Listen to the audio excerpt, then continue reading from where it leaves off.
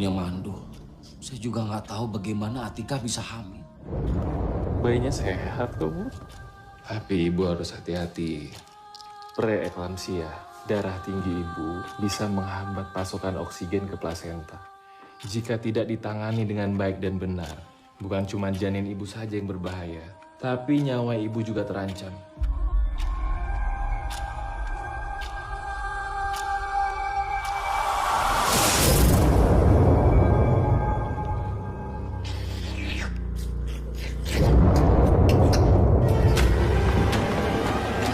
Semalam itu bukan ibu. Kita harus tolong ibu.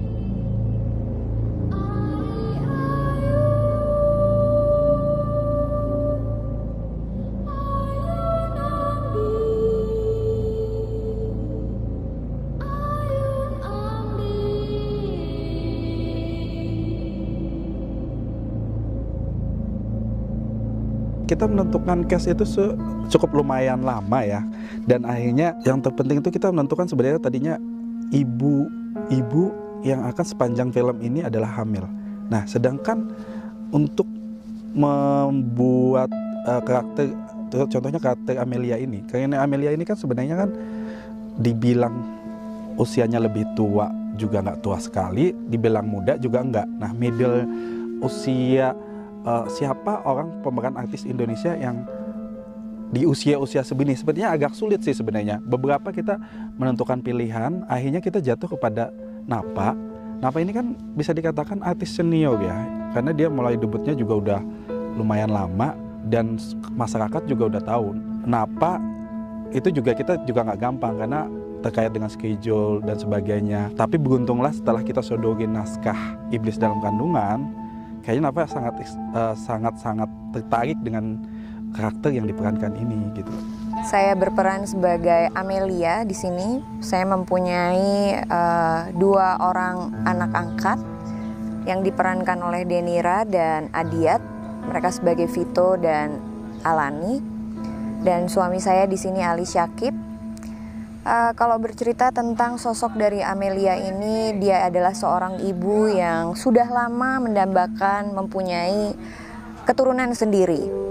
Tapi pada akhirnya sudah dicoba dan akhirnya tidak pernah hamil gitu kan. Makanya dia ngangkat anak dari panti untuk mancing supaya bisa hamil sendiri. Sosok Amelia ini penyayang, lemah lembut, penyabar, dan sangat care banget sama keluarganya.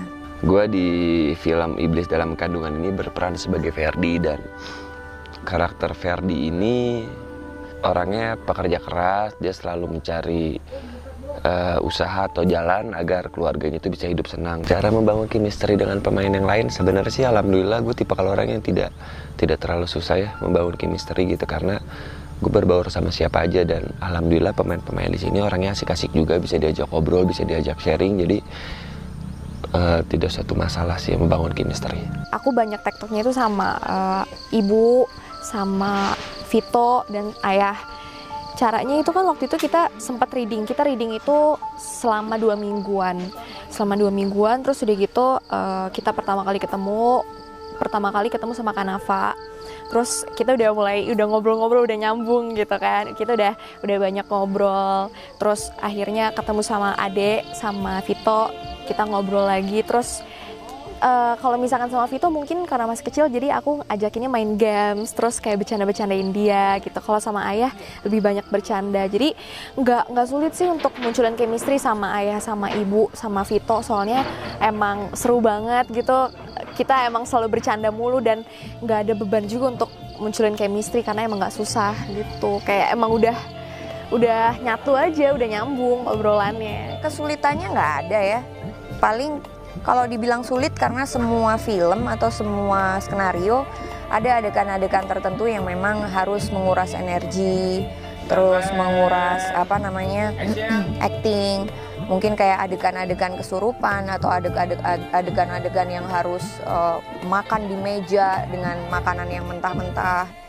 Itu dikategorikan bukan sulit tapi memang menantang sedikit lah, karena kan harus makan makanan yang mentah, terus habis itu juga energi yang dikeluarkan juga lebih gitu. Tantangannya sih lebih ke dua pribadi. Jadi Amelia ini pada saat menjadi dirinya sendiri, dia adalah seseorang yang lemah lembut, ramah, sabar, baik, seorang ibu yang taking care of the family gitu. Tapi pada saat dia menjadi Atikah atau dirasuki oleh si iblis ini, dia menjadi pribadi yang liar, yang sangar, yang marah, yang kosong, yang hampa, yang tidak mengenal kasihan gitu. Pertama kali aku baca skripnya, aku bilang ke manajer, wow, ini ceritanya yang nggak pernah terfikirkan gitu. Kalau aku pribadi, aku nggak pernah terfikirkan tentang cerita ini gitu, dan benar-benar alurnya itu sangat nggak ketebak, nggak mainstream, dan apalagi bercerita tentang iblis dan satu keluarga yang benar-benar berbeda dunia dengan iblis itu. Jadi wajib ditonton sih, Iblis Dalam Kandungan. Filmnya bagus, sama endingnya juga bagus tuh. Ada pokoknya keren. Terakhirnya pokoknya keren deh.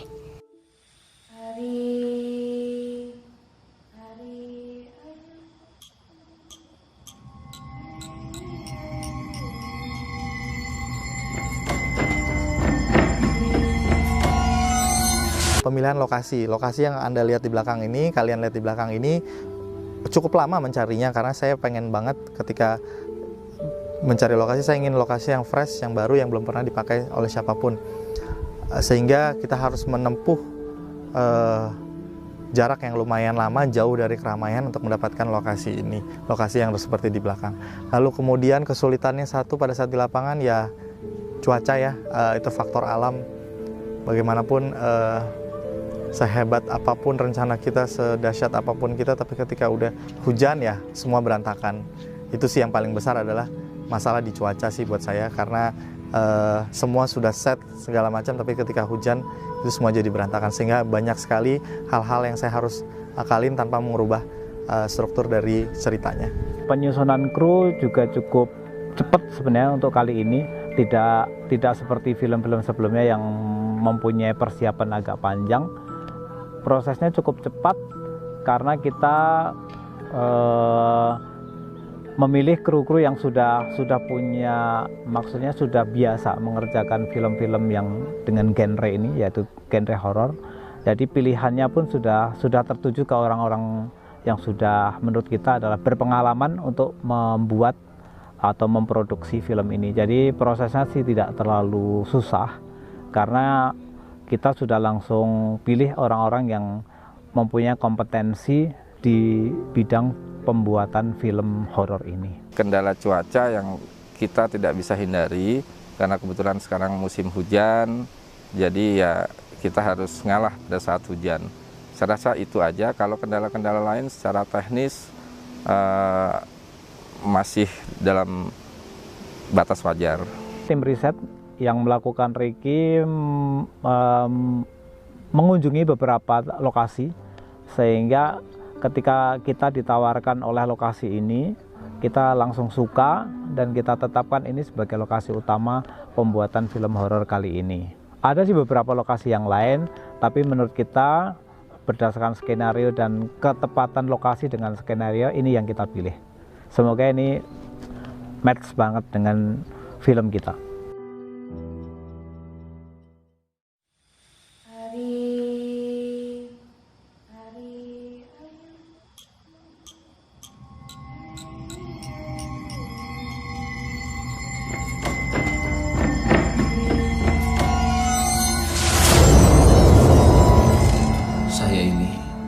Sebetulnya mandul. Saya juga nggak tahu bagaimana Atika bisa hamil. Bayinya sehat kok, Bu. Tapi ibu harus hati-hati. Preeklamsia, darah tinggi ibu bisa menghambat pasokan oksigen ke plasenta. Jika tidak ditangani dengan baik dan benar, bukan cuma janin ibu saja yang berbahaya, tapi nyawa ibu juga terancam.